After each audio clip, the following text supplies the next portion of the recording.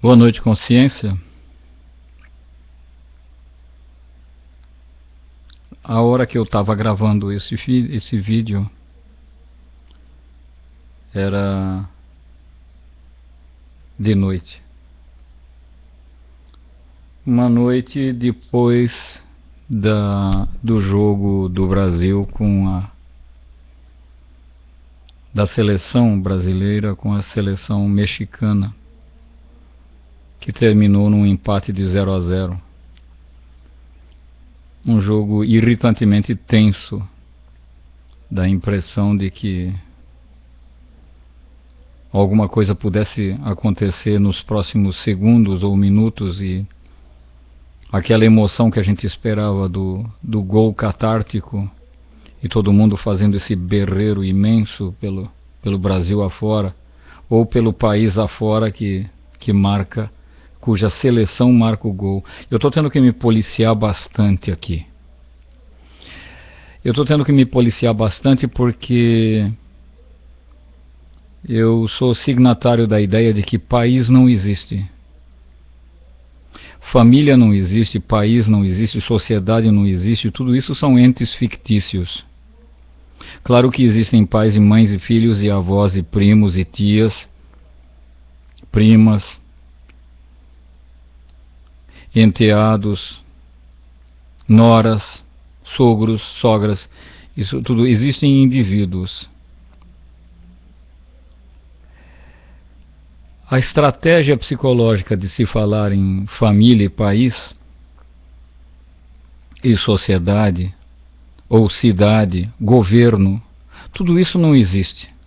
Tudo isso é uma ficção que o indiano chama de Maya. Maya é uma coisa que existe mais ou menos, existe o mundo da matéria. Esse piano aqui, pelo menos se eu pego, eu sinto com os meus sentidos, eu vejo ele, se eu bater a cabeça machuca ou quebro ele, depende da minha cabeça dura. Se eu pego nele, está aqui, eu sinto, né? Eu sinto a parede, se eu pegar nela ou tentar atravessar com a porta fechada, meu corpo não vai passar para o lado de lá, não adianta. Então existem coisas que existem. E existem coisas que são abstratas, né? Amor, emoção, sentimento, tudo isso são coisas abstratas, não são materiais.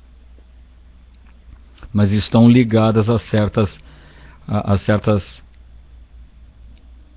ondas físicas no corpo das pessoas que sentem isso. Por isso que existe a ciência como o lado de fora, o construir um piano desse ou mandar através da NASA ou outra coisa, um foguete para a Lua ou para Marte ou ficar rodando em torno da Terra. Já tem milhares e milhares de satélites provavelmente rodando em torno da Terra em órbita, né, fiscalizando, mandando dados, isso e aquilo, né? E as pessoas que estando no poder, elas fazem aquilo que elas estão interessadas em fazer, e as pessoas continuam sem saber na realidade do que está acontecendo em vias de fato por aí. O comum do ser humano está realmente dormindo, ele trabalha, faz filho, vive aquela vidinha, assiste a novela, sai de vez em quando para uma pizza, vai ouvir o padre no fim de semana, tem um casamento, tem assim, pequenos repentes. Se acontece um assalto, todo mundo fica olhando, que uma tragédia aconteceu, aí, tudo parado na rua 1º de março em Barra Bonita. E outro dia, entende, uma mulher não estava prestando muita atenção e o cara dirigindo estava olhando provavelmente para as lojas, e quando viu, entende, estava andando devagar, mas não parou e acertou do lado dela, ela caiu no chão, né, com aquele ar agonizante. E as pessoas acusando o cara fora do carro, e chama a polícia, vira um acontecimento, uma coisinha de nada, uma merdinha, né? E assim somos nós. Então tem um mundo subjetivo, tem um mundo físico, que a ciência vai explorar, tem um mundo subjetivo, que a religiosidade verdadeira, na realidade, seria a tarefa das religiões olharem para dentro. Mas religião virou um assunto político, né? Eu tive o desprazer de ver uma fotografia na Folha de São Paulo, que depois, horas depois, deu para imaginar por que eu estava por esse motivo e por outros, entende, com um desarranjo na barriga e um mau humor, uma chateação indômita, né? Não só por causa dos meus affairs, mas os meus conhecimentos, os meus me apaixonarem, os meus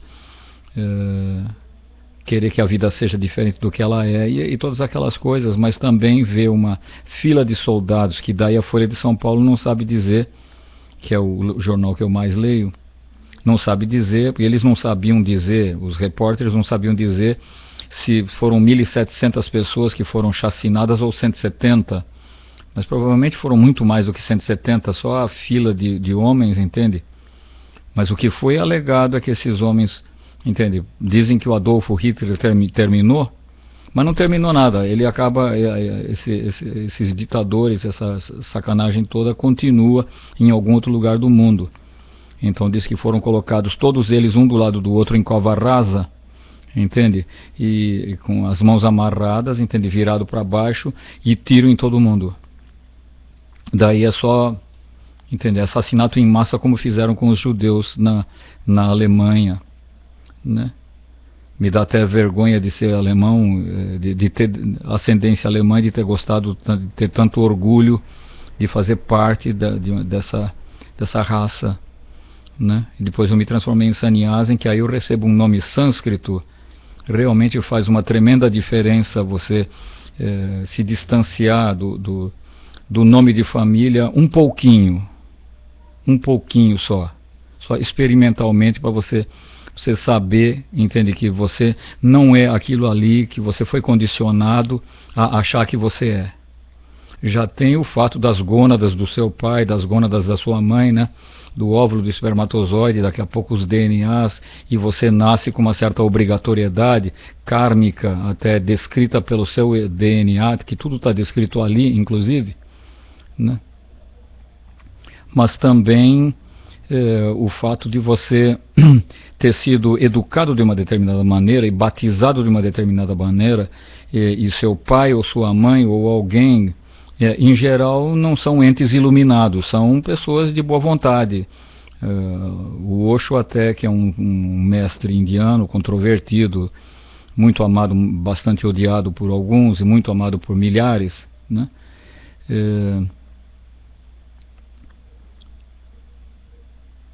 A mulher sabe melhor que nome dar para um filho do que o homem. Essa é a opinião dele. E eu acho que é isso mesmo. As mulheres têm muita sensibilidade. Alguns homens têm uma sensibilidade bastante... Alguns homens são tão femininos que são mais femininos do que as fêmeas, do que as mulheres. E algumas mulheres são muito mais macho do que alguns homens.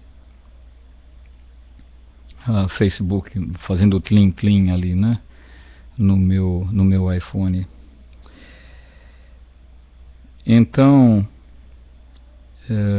quando a gente pensa que o Adolfo Hitler terminou, quer dizer, quando se suicidou no fim da guerra em 1945, depois as pessoas ouvem o julgamento de Nuremberg, então diversos mandatários lá foram condenados à morte. O último foi pego lá pelos anos 60, que era o Adolfo Eichmann, né? Adolfo vamos chamar, né? Eichmann, e foi mandado para a Câmara de Gás. Eu desconfio que foi isso. E agora, para não ser tão contundente o negócio da Câmara de Gás, entendem, inventar uma maneira supositória emocional, que é uma injeção letal. A merda é a mesma, entende? É matar um ser humano. Podia deixar morrendo a míngua, por exemplo, ou então... Isso tudo é punição da sociedade. Para a própria sociedade, os mandatários acabam condenando não sei quem à morte, porque a sociedade vai ficar satisfeita, porque afinal de contas alguém não pagou nada. Entende? 6 milhões de judeus, negros, malucos e homossexuais foram mortos. Pelo menos esse tipo de gente foram mortos pelo Hitler. Mais de 6 milhões de pessoas. Não foram só 6 milhões de judeus, não. Judeus, negros, malucos, autistas, homossexuais. pelo menos essas 5 categorias foram chacinadas em câmaras de matar assim, 1000 ao mesmo tempo num saguão, todo mundo pelado, a maioria judeus, mas tinha desses outros que eu também falei, né? Infelizmente a verdade é essa.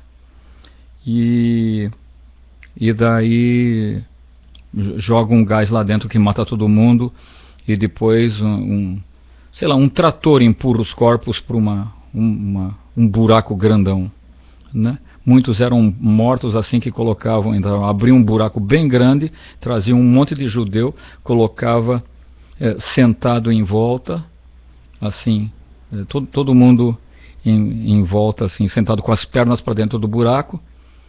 E daí daqui a pouco vem diversos soldados e pá, mata todo mundo com um tiro na cabeça. E quando leva o tiro, o cara já cai lá para dentro. Depois é só o trator vir e empurrar. Olha que merda o ser humano é capaz de ser. E vão chamar isso de civilização. Olha, civilização não foi inventada até agora. O Osho está certo, o Bertrand Russell está certo. Até o príncipe Charles falou a mesma coisa. Que civilização é uma boa ideia. Alguém devia botar em prática porque não existe isso até agora. E agora eu abro num jornal, 1.700 pessoas, se é que não foram 170, que não acredito, deve ter sido muito mais, foram mortas impiedosamente, inclusive em nome de uma religião, pelo que eu entendi. E... quer dizer, o ser humano inventa desculpa para tudo.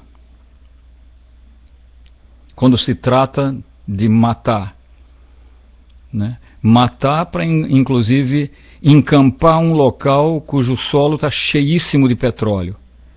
Quer dizer, provavelmente, entende, da maneira, entende, como a senhora, o senhor, o seu avô, os seus vizinhos, todo mundo, entende, está querendo levar a criança para a escola de carro. Então, ficar sem carro, entende, ficar sem petróleo, só se a presidente homologar mais desmatamentos para fazer as coisas horrorosas que estão sendo feitas no interior do estado, que secam literalmente o ar, entende? Que são as plantações de cana, entende? É a minha interpretação, eu posso estar errado, dos fatos. Quando eu mudei para o interior do estado, eu vim de carro e eu vi plantações de cana, tudo para fazer álcool para você levar filho no colégio. Não só isso, claro que não. Existem diversas outras coisas que podem ser feitas com um automóvel, não é verdade? Mas a coisa tornou-se assim muito Pompadour, muito Madame Pompadour, muito fúteis na vida, entende? Só a maneira capitalista eletrônica, porque agora nós não temos mais lastro-ouro para embasar o dinheiro. Antes tinha o lastro-ouro. Então todo o dinheiro que estaria rolando por aí tinha ouro estocado nos bancos nacionais, até onde eu estou sabendo, correspondendo ao dinheiro que estava circulando. Agora não, até onde eu estou entendendo, entende? Qualquer país pode fabricar um monte de grana que quiser. Se for pensar bem, tem alguém aí que está sendo acusado, inclusive, de ter, agora não sei em que país do mundo, não me lembro, de ter mandado fabricar ilegalmente, não sei se na sua casa ou não sei, o cara estava no poder e mandou fazer dinheiro, né?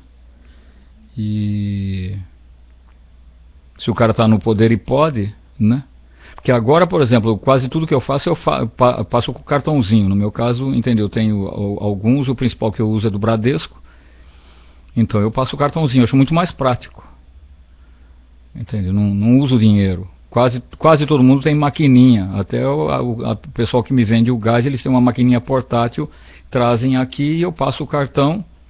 Entende? O dinheiro está lá na minha conta e então o dinheiro agora virou eletrônica. Não precisa do lastro-ouro mais. Eu não entendo muito disso, andei dando umas olhadas por aí em certos vídeos na YouTube, você vai encontrando um monte de coisa. Mas claro que interesses ali no Oriente Médio tem a ver com petróleo, né? E eu vi, tá em algum lugar, mas não está aqui. Acho que está lá na sala, na minha casa. Está lá em casa. É...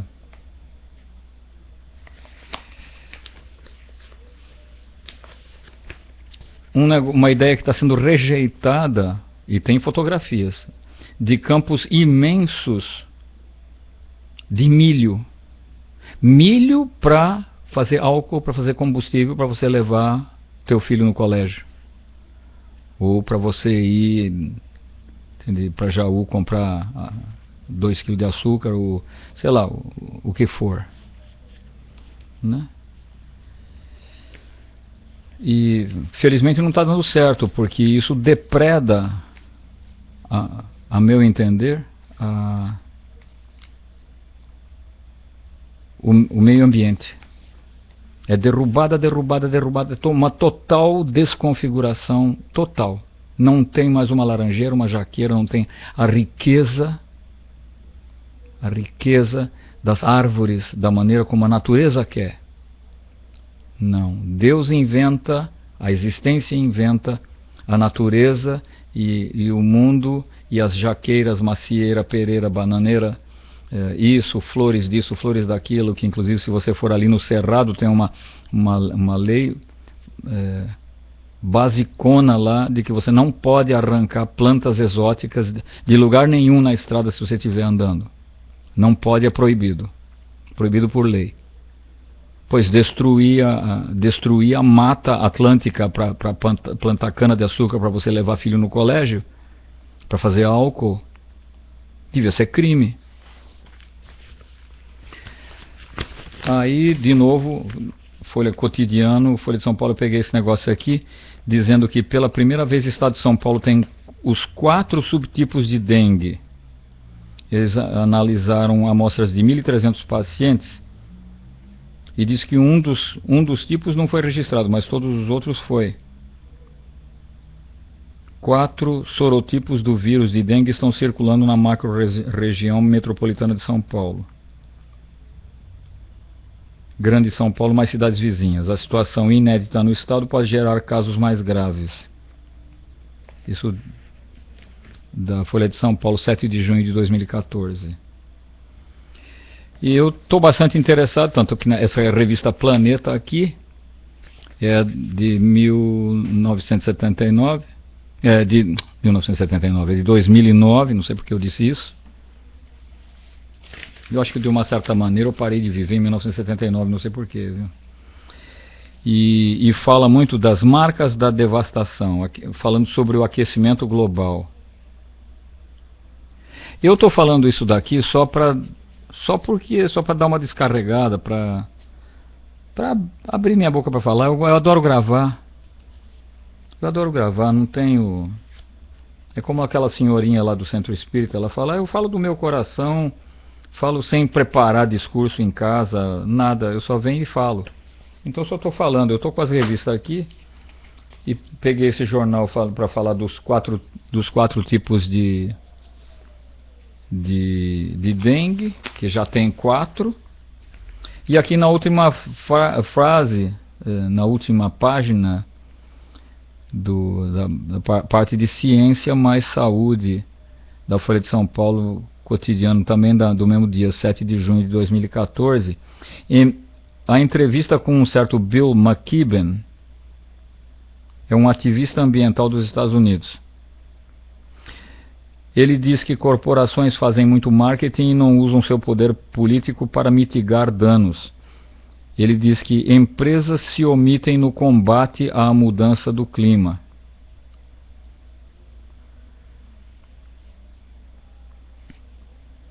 Eu não li isso aqui, mas evidentemente que deve ser verdade. Porque uma coisa que eu sei é que ninguém quer nem saber de nada com nada. Essa está sendo a minha impressão do brasileiro de uma maneira geral. Ninguém, aqui no interior do estado me dá a impressão, entende, de que rarissimamente alguém se preocupa nem um mínimo com qualquer coisa que seja política ou atividade social ou cultura, né? Ou episódios como, por exemplo, esse dito nefasto aquecimento global. Não se fala nisso, não se sabe nem de nada. Quando eu voltei da Alemanha, depois de 11 anos fora do Brasil, eu voltei a morar na casa de papai e mamãe, e um dia eu estava indo de ônibus para o centro da cidade, vendo quem é que eu encontrava, o que eu descobria para fazer e tudo mais e tal. Eu, de repente, atinei o que é a cidade de São Paulo. É uma bomba viva durante o dia. Uma bomba. Cada automóvel, eu percebi, mas eu sentia em mim a veracidade disso. Cada automóvel tem um motor. O motor gera cavalos e cavalos de força, muitos HP. Um motor, entende? E gera poluição, e gera aquecimento, um automóvel.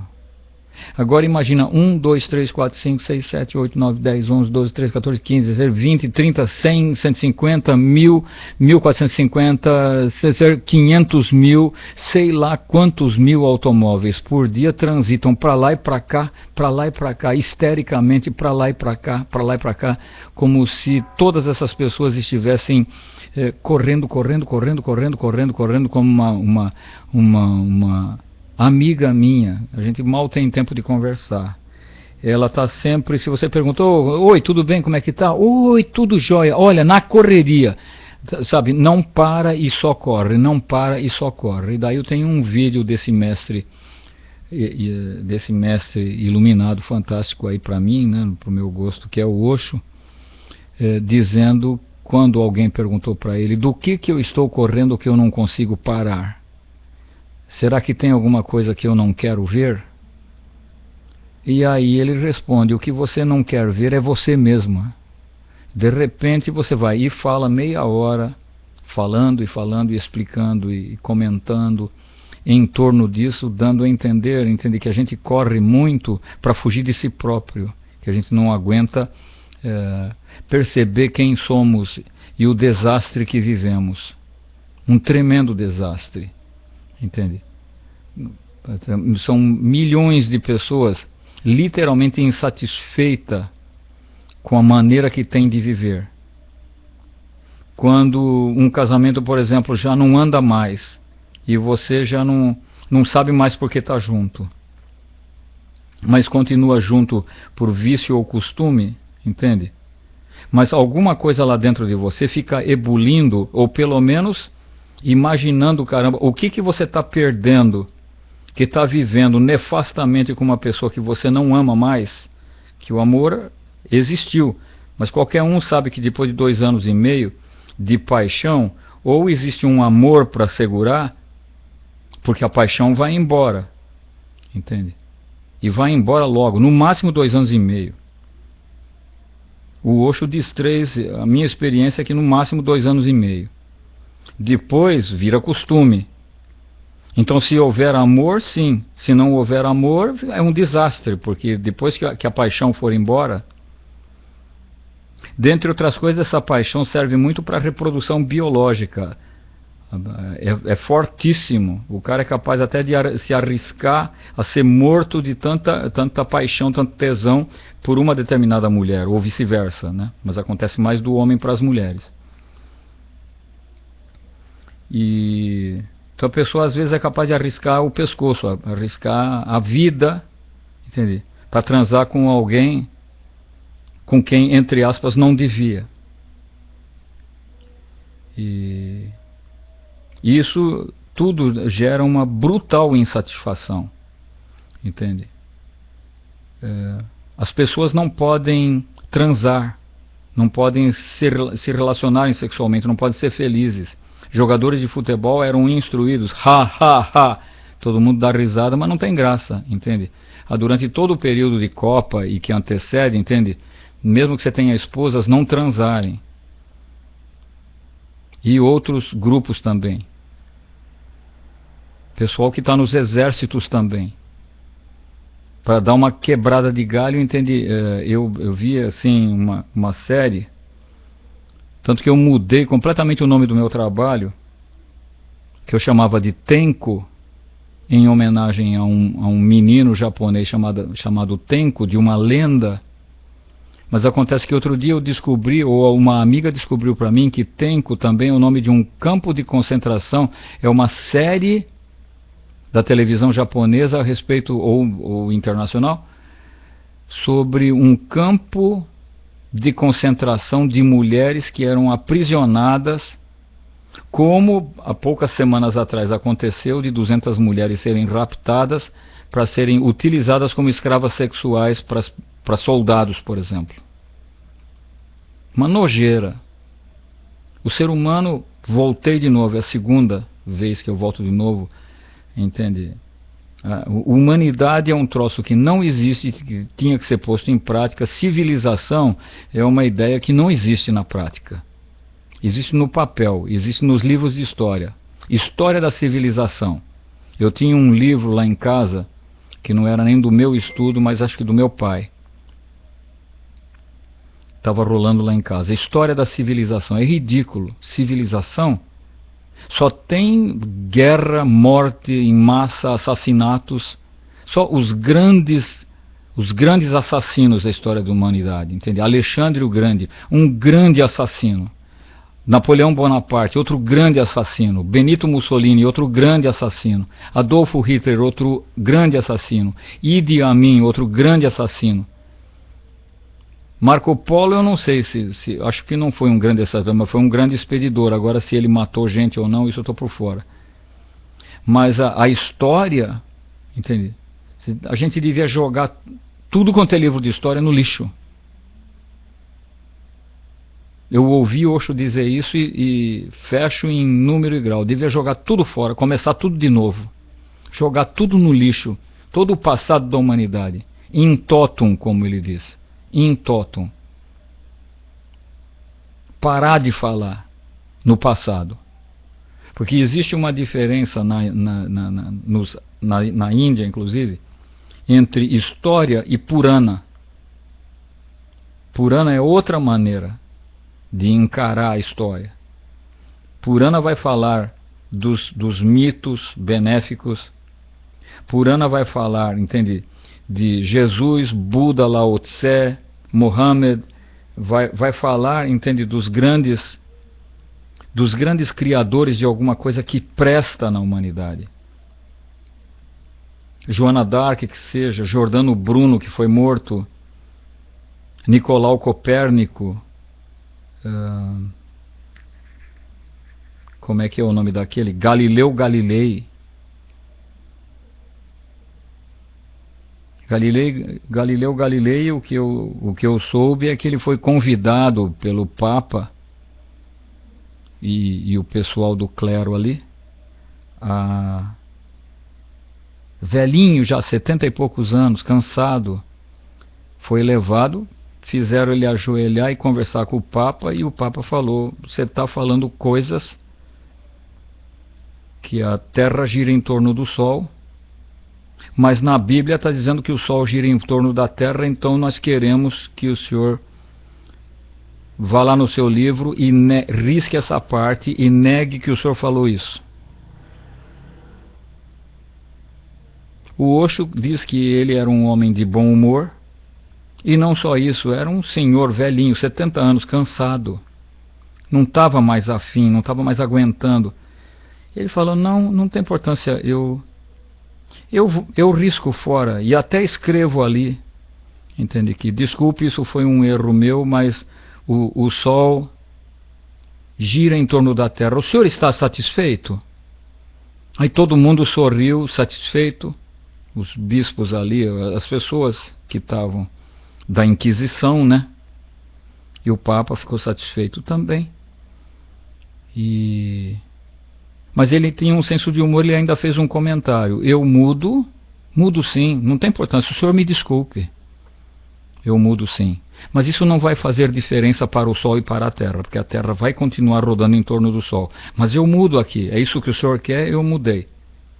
Eu só estou falando cá entre nós, não vou mais tocar nesse assunto. E mudei aqui no livro, tá bom assim? Eles de maneira meio constrangida talvez, anuíram, disseram que sim. E ele foi liberado para ir embora para casa.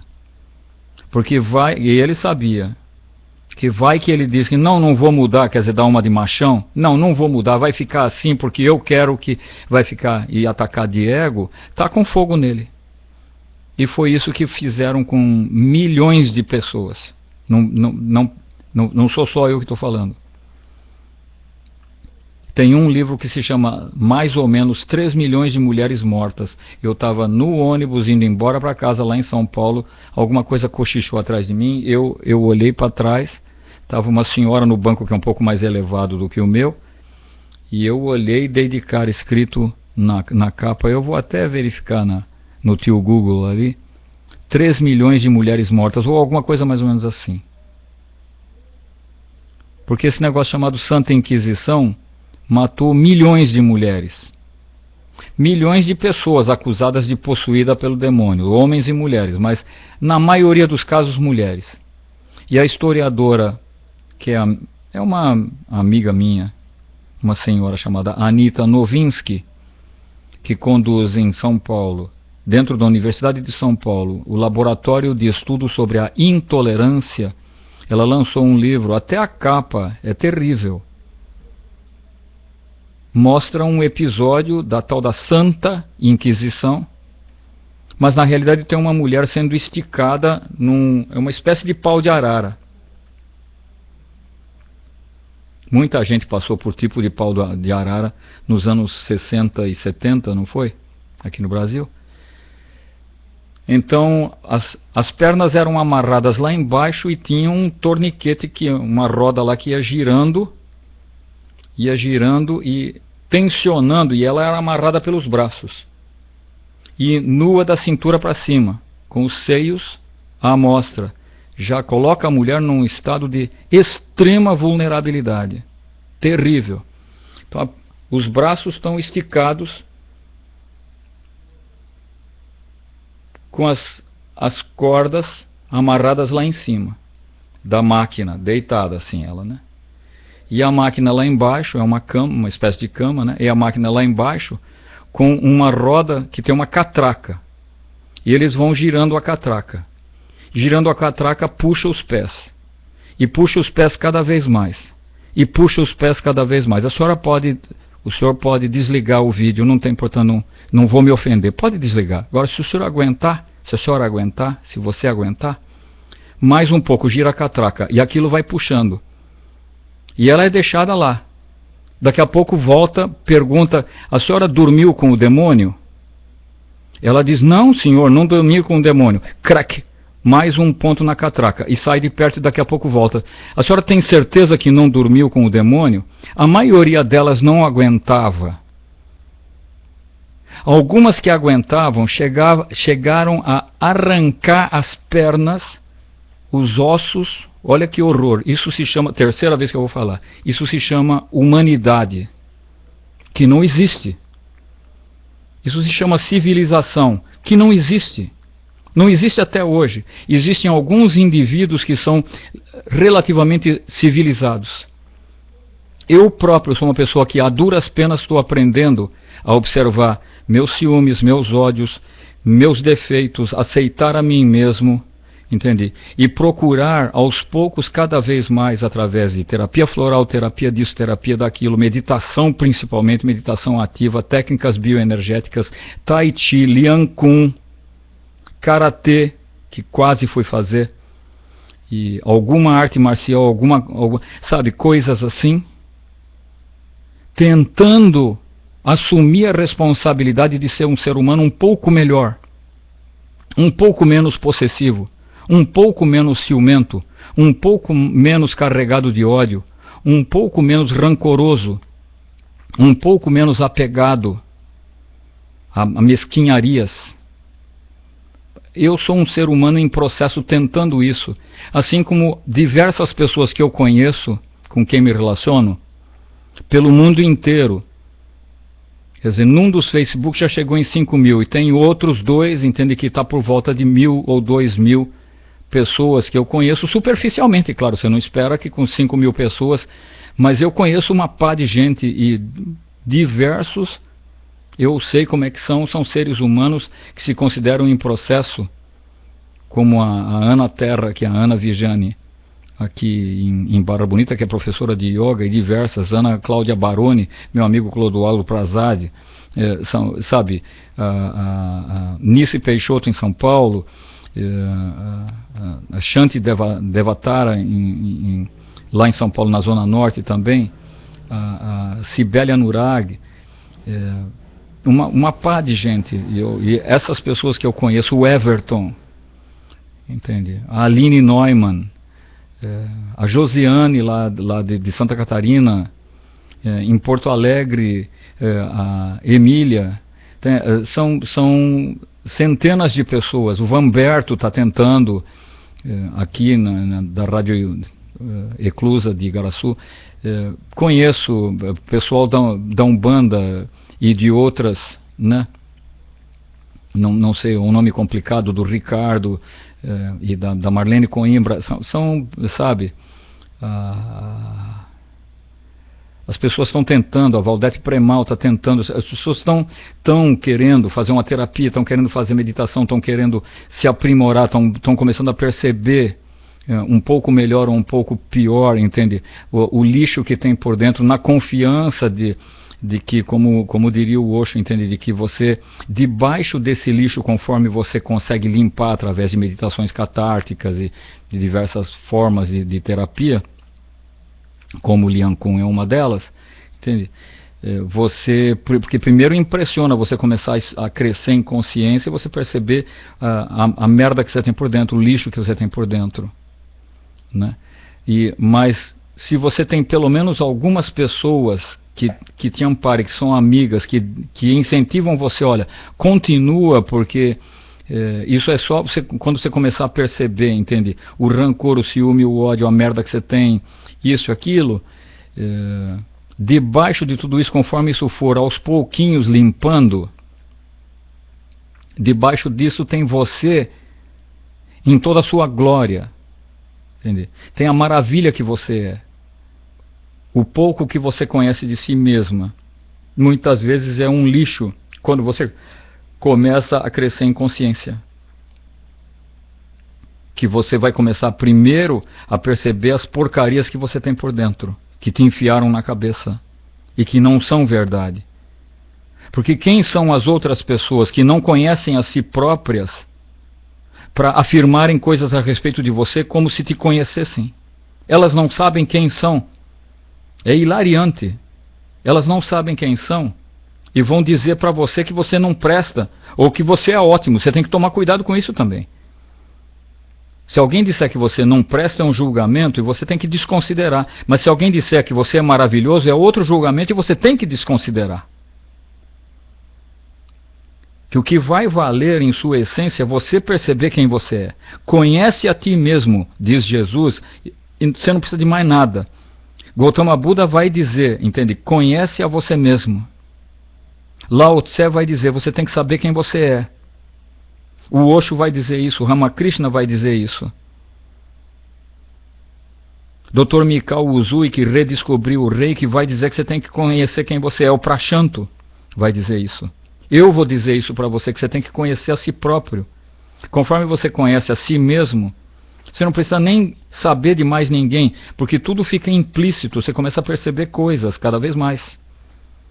E a própria meditação vai não só expandindo a sua consciência, você começa a responder melhor. Então o teu QI aumenta. Eu lamento muito, entende, por uma pessoa dentro da Ordem dos Músicos do Brasil, que encrespou comigo quando eu queria colocar no meu anúncio de meditação ativa lá, que olha, que inclusive vai aumentar a sua inteligência. Ela achou, não, você não vai colocar isso não. Isso daí vai ofender as pessoas. Nós não podemos fazer uma coisa dessa, ofender as pessoas. Não, mas eu não estou chamando ninguém de burro. Nós somos educados para ser burro. Ela, inclusive. E, sabe? Ela, a pessoa que me falou esse negócio. Entendeu? Mas a verdade é a seguinte. Inteligência é a capacidade de responder rapidamente ou cada vez mais de forma responsável, respondente e íntegra e rápida. Aí também tem o problema do tempo, né? Quanto tempo você demora para resolver um problema, às vezes pode ser.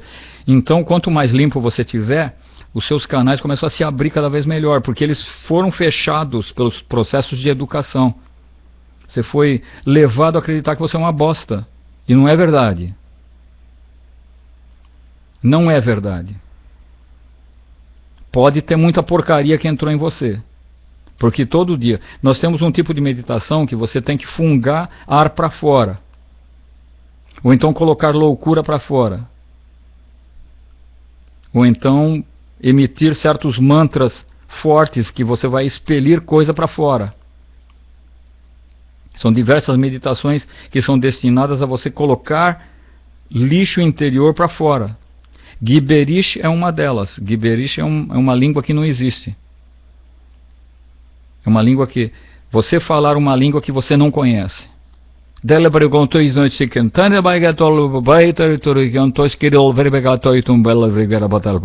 Você não consegue imaginar o quanto isso é catártico, o quanto isso faz bem para a saúde. O quanto isso limpa o seu sistema. E você nem sabe o que você está falando.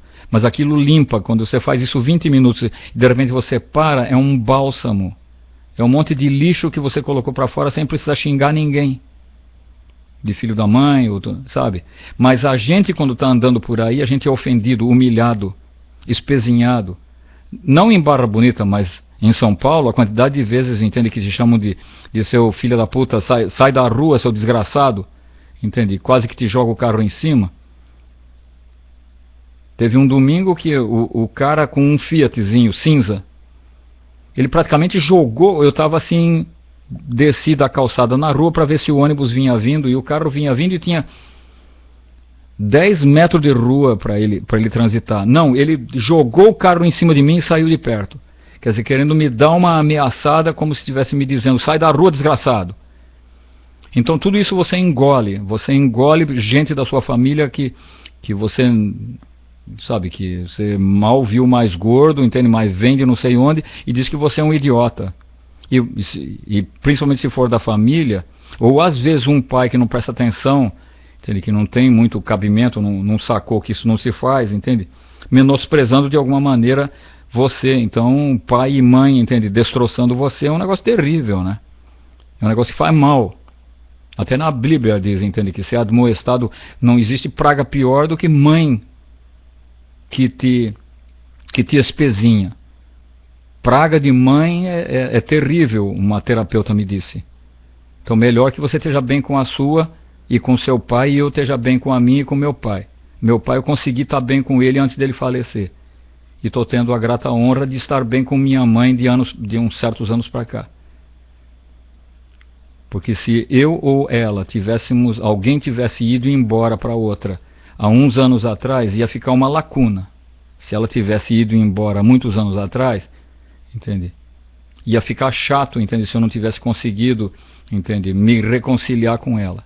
O mestre Gurdjieff, explica Osho, o mestre Gurdjieff vai dizer para você que você tem que fazer de tudo para se reconciliar com seu pai e sua mãe. Enquanto isso, sua vida não anda. Bom, eu estou falando há bastante tempo, não sei há quanto, porque não estou vendo. Eu sei que está gravando, mas não está dando para enxergar o videozinho aqui, não está dando para ver, ou ele não está marcando quanto tempo foi. E eu não estou marcando, não vi que horas a gente começou. O que eu sei é que depois de 45 minutos, se você está fazendo alguma coisa ativa, você tem que passar a fazer alguma coisa passiva.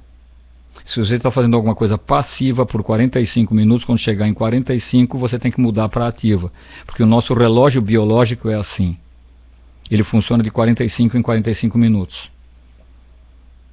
Você pode medir isso, inclusive, através da sua narina. Você presta atenção por onde você está respirando mais, pela narina esquerda ou pela narina direita. Se você estiver respirando mais pela narina direita, é porque você está num momento ativo do seu corpo. Se você notar que você está respirando mais pela narina esquerda, você está num momento passivo do seu corpo. E eu não sei há quanto tempo eu estou falando, mas eu acho que está na hora de parar. Eu agradeço.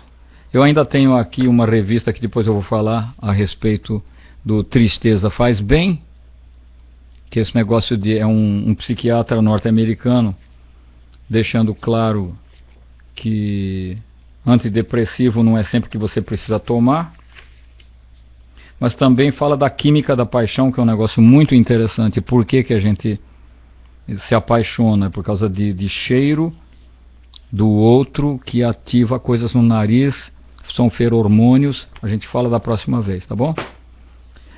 Muito obrigado por você aguentar assistir esse vídeo até o final. Se conseguiu chegar até aqui, eu te agradeço. Namastê. Hoje eu não vou tocar nada, nem cantar, nem fazer mantra. Eu só vou indo para fechar um pouco os meus